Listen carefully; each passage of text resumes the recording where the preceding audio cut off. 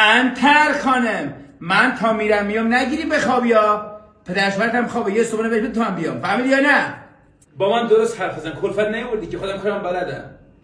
زبون نیست که دست بیله. مامانت اینقدر ادب بده نداده، شخصیت سفت، ادب سفت، همه چیز.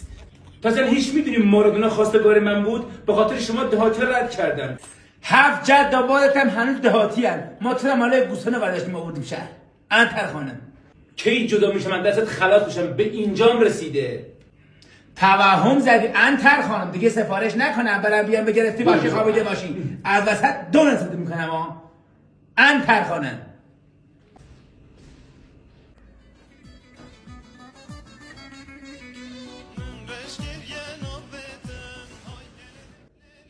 های بابا چقدر هوا گرمه.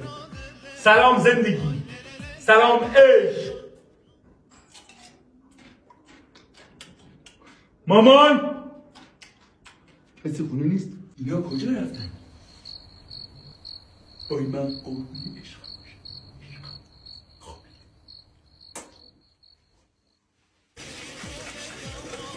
میگم من که ظرفا رو میشورم، جارو میزنم، کتک هم میخورم. چرا شوهر نکردم؟ اومدم زنگ گرفتم. شوهر میکردم بهتر نبود؟ بخورم.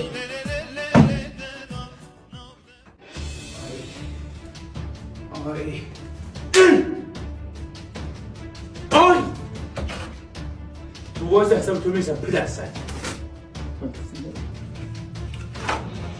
انتر خانم،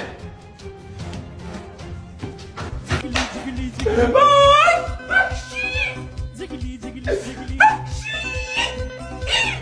وحشی و زهرمار. الان حسابتو میریزم، تو وایستا.